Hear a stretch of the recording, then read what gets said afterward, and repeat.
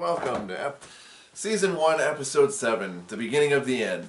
4 Wives and Counting, originally aired October 18th, 2010. I believe this was the end of the original run of the show. And then they have a special, which is, I think, like an early version of a tell-all, which you know is going to just be gross. And then the honeymoon special. And that's even going to be grosser. So, in this episode, Cody doesn't wear gloves, refers to all of his kids as his kids, and Robin cries. The end. Some surprises, some standard. I'm a little sad today. I can't say, I don't know why. Maybe it's just because it's gray and overcast today, but I'm going to try to keep my energy up. But I only took 1 page of notes, which is unheard of for me. I just feel like nothing happened. So this might be an extra short, in which case, let me know if you want us to do, maybe we'll take and also do the tell-all this week, a couple days from now. To kind of, because the tell-all and are 43 minutes. The idea of watching the honeymoon special, if it's just an hour of Cody and Robin talking about how great polygamy is going to be, like, I don't know how it's any worse than the regular show. I'll let you hammer an ice pick through my eye instead. So they talk about, it starts off with they're going to have a men's night, and Logan is invited because he's 16, and then we see nothing of it. I don't hear what they're doing. He's just like, there's no nudie girls and there's no beer. And I kind of forgot that it even happened until I looked at my notes, because I'm like, they never, like, rounded that out. And then Cody makes this comment about how I prefer to hang out with women than men. And I'm like, I'm pretty sure that's not the case anymore. I think he hates women now. Well, yes. I think he is the manosphere. He's so manly. I think back when he had to work in an actual office, he probably was very, like, flirty, goofy with the women. And the men were like, this guy does nothing. Because I don't think he does anything. Like, even his kids, if you watch, I recommend watching it. Gwen Brown has her own YouTube. Even she was like, I don't know what Dad does for a living. And everyone's always like, well, he does these gun shows. We've seen the products that he sells at these gun shows, and they're all import knockoffs, like cheap stuff that people buy when they don't know. My friend who didn't do that just decided to get a table at a gun show one time and sell, like, flashlights. You know, those LED flashlights when they first came out? He made money. But, like, I don't see Cody making money because, you know. And I think the Buddy has a gun store, so I wonder. He is himself. I have some questions as to whether or not Cody really works or if he just has deals going on. I don't know. They're like, oh, he's some deal with, I don't know. Anyway. You gotta keep those women in line. Go make that money, women. Right? Yeah. So, Cody, everything in this episode is like, I even feel kind of embarrassed sharing it. Because they're like, well, they gave Robin a Cody survival kit. And it's got, like, celery and salt in it, is what they showed. And I'm like, how fun. Because they're like, whenever Cody comes over, he's always like, where's the celery? And I'm like, this is like bad improv. Like, if I went to improv, I would be like, these people need help. This is a real life. And they're like, oh, and he really likes salt. As opposed to all the people that hate it, everyone loves salt. It makes everything taste good. I love salt. I can add salt to salt. I love it. Remember the friends we had up north that she took her husband off salt? Almost killed him. Yeah. Completely no salt. They're like, I have never seen anybody like this. What kind of diet is he on? She told the doctor, she's like, are you trying to kill him? Yeah, she's like, you need some salt in your diet. Like, it's a natural part of the human diet. I didn't even think it was possible. I didn't even think it was possible for that to happen, but I won't say her name, but she figured it out. It wasn't Karen. It wasn't a Karen. It wasn't another name like that, but yeah, so he doesn't like pepper, and then they're like, don't worry, Christine will show you how to do my eggs. And the whole thing is like, a little exhausting. And then the big drama of the whole wedding is that they got the address wrong. Now, I know typos on wedding invitations and announcements. I know it happens. It happens all the time. But sometimes 5 heads aren't better than one. Well, especially when all 5 think polygamy is a good idea. Well, and then they kind of are like, well, the address was wrong. They didn't say who did it. I think we know who did it. Oh, who? I think Robin did it. Oh. Robin had, Robin couldn't have done it. She can do no wrong. Haven't you watched this for a billion seasons? A woman who came in with a ton of debt, they're like, oh, well, here's our custom picture of me and Cody. Here's our this. Here's our that. I mean, clearly TLC Money Changers, they all have custom outfits on. Now, and I know I say this every time, well, I've said this a couple times before, which is when they talk about like TLC paying for the wedding, I'd like to know, do they give them the lump sum for them to spend however they want? Do they say we'll pay for the venue and food? Are they paying for all the clothes and dresses? Are they paying for the photographer? Are they paying for this stuff? I mean, at the time it was the next big thing, so maybe.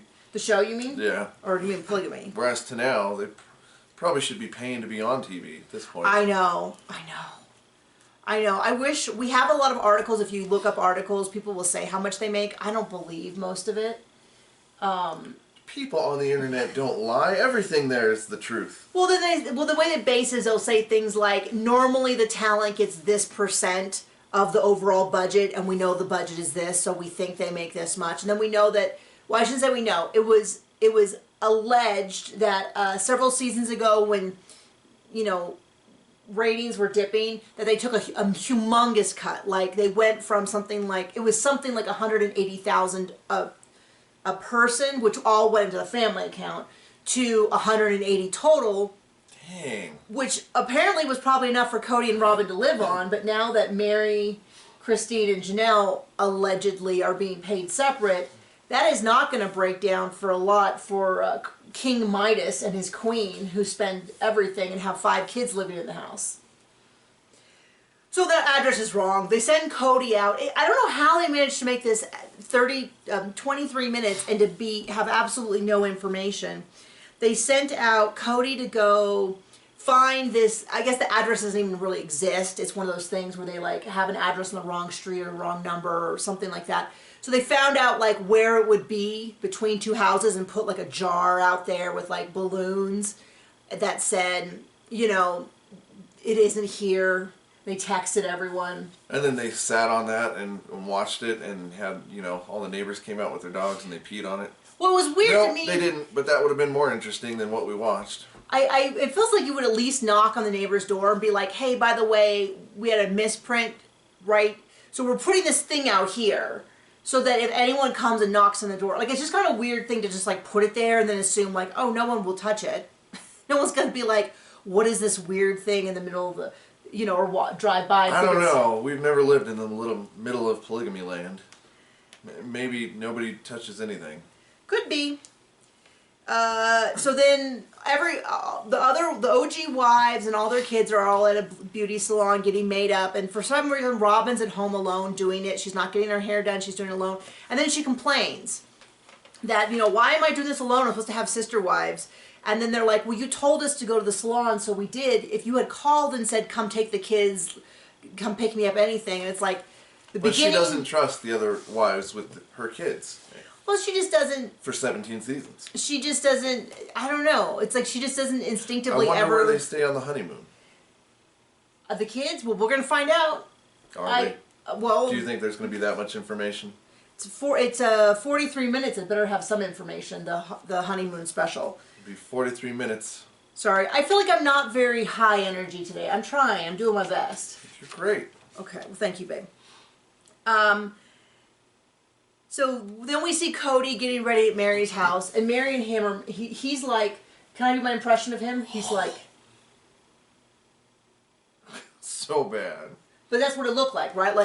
Like he looked like he was a little drunk. I think he was trying to look sensually at her, and she was like doing up his thing. And then he looked like your buddy Ted at the party where he's drank too much and he's about to puke on something. Right. Like you can't tell if he's coming in for a kiss or he's about to hurl on your shoes. And then their child is like right here in the shot. So they're looking at each other like this, and then there's this child hovering here. And then she's like, I want to say something. Oh, I probably shouldn't. And he's like, yeah, maybe. What is it? And then... Yep. You captured the essence of the moment. And then she's like, I wish it was my honeymoon night. And then I'm like, oh. And I'm like... As opposed to sending the kid out of the room and having a quickie.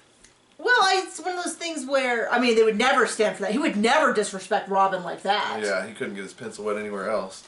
And, well, of course, now it's sad because now we know in season 16 or whatever we heard that basically him and Mary stopped having relations shortly after this. And so I don't know if they were still having relations at this point. And I feel like this lovey-dovey toward the camera is very, fake. Fake, yeah, it's for the camera. It's for the camera. It's like, yeah, I have 4 meaningful relationships with 4 wives, and there's nothing unusual about this 4th one. There's nothing different about it, except it's the only one I actually want to get it on with. They go to the wedding, and the one thing, like, here, we want to show you our lives as polygamists, and then they're like, we can't tell you about the spiritual wedding. It's like, I feel like they should be like, you have to tell us something. Like, you don't have to tell us what words you say. Tell us about the secret underwear. I mean, something. You gotta give us something. But no. Anything. No, nothing interesting. And then they're like, well, we can't tell you about that. We can just tell you it's full of love. And it's like, you could tell us something. You could say that, like, do all of the previous wives have a part in it? Or is it just you and Cody? Is it just you and Cody? Is the family there? Who else is there? Is it just you guys? Did you sacrifice a goat? Does it have to be done in a particular place, like a temple? Can it be, are there specific, is there specific words that you only say there? If you can't tell us the words, can you tell us? I mean, anything. Instead, she's just like, oh, we can't tell you. But it was very good. It's like, okay, Robin, we're going to believe you on that. Wow. Then they go to the reception, and I think, this is where we get to have the big party, blah, blah, blah. I thought, I'm a little confused because maybe I blinked and missed it. There was a whole big thing about the cake that they interviewed, but I didn't see it. Like, he went like this, and her head went like this, and that was it. Yep, that was that. Was I like writing down? So they go to the wedding. They want to do, Mary was like, hey, if all the kids are going to be dressed up, let's do some family pictures. So Robin changes out of the wedding dress into a brown dress, so it matches everyone else. They take pictures. They call Mary names that I wouldn't. The Cameron Nazi. Which is not something that I would bandy about as a joke on TV. But, you know. We're not polygamists, so. Well, I think we're also a little bit more sensitive to, like, maybe that's not a funny word to, like, ha ha ha, joke about on TV. And then Cody calls her the picture goddess, and she's like, I like that more. I will tell you, I think if I saw this for the first time, I would say, I think this is why I thought that Mary was the favorite before they got Robin, is stuff like that. Or maybe they just got a photographer like we did. Oh, we had a terrible photographer. Let's go into that. She was so bad. She took her engagement photos, which were like this. Okay, so turn toward me, honey. One of these kind of photos. And somehow I was in focus and John was not, which I didn't think was possible when we were the same distance from the camera. And she said, and then when we said, well, John's not in focus, she said, that's the style. That's the style. The style is that, and it wasn't like he was, he wasn't like an indiscernible blob. It was like she had somehow managed to get me into focus and John not into focus.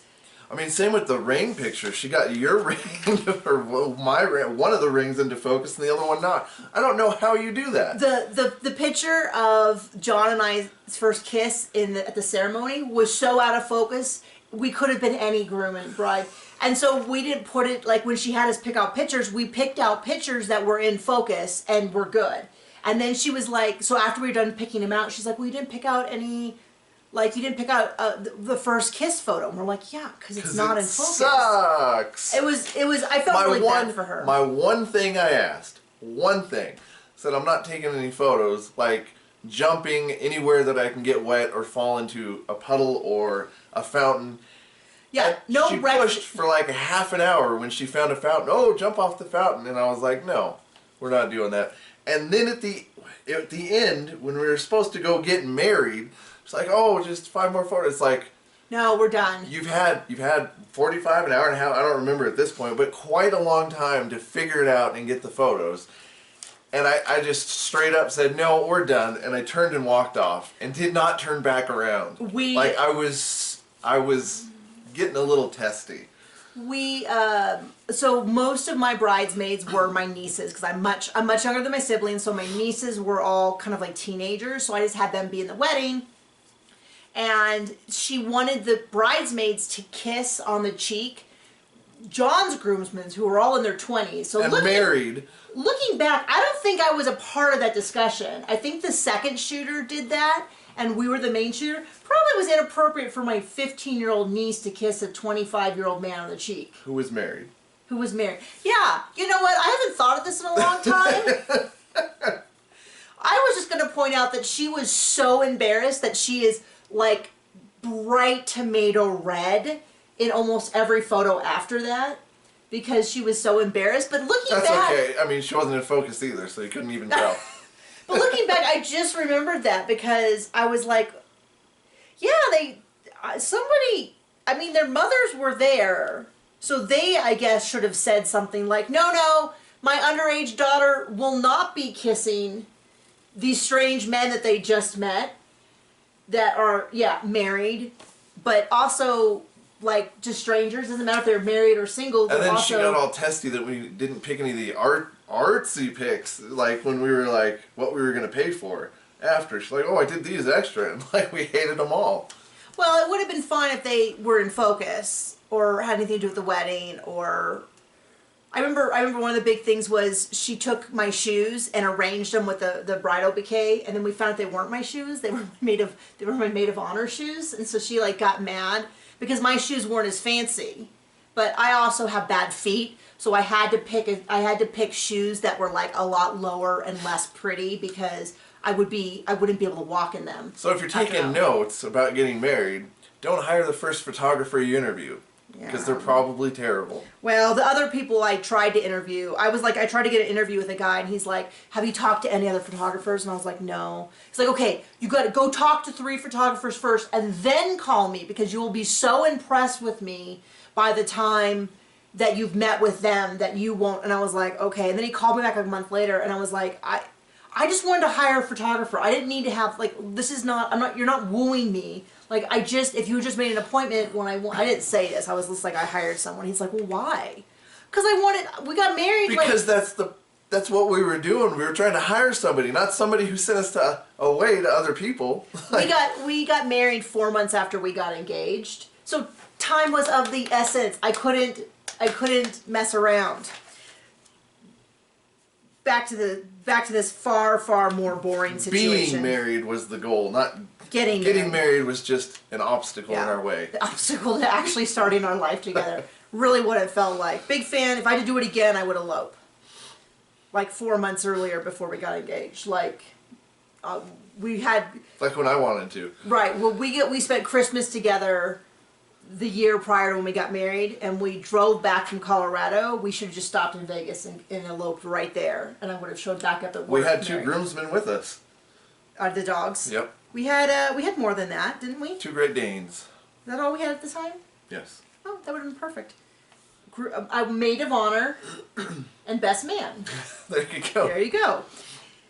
Back to the wedding. So they're going to have this big thing. They're doing pictures. This is Cody says, I need my kids to scoot in, which I think is the last time I heard him, or the first time that, well, how do I say this? I don't know. Poorly. It stood out to me so much because he hasn't referred to the other kids. Now, I have always, since the beginning, it would make sense when he would say stuff like Janelle's kids and Christine's kids, when they're referring to stuff like, okay, Janelle's kids are going in that car. But when it got weird was when he started referring to Robin's kids as my kids and still referred to, as opposed to like Robin's kids, Janelle's kids, Christine's kids, Mary's kid. Right. It was my kids and then the other wife's kids and that wife's kids. Right.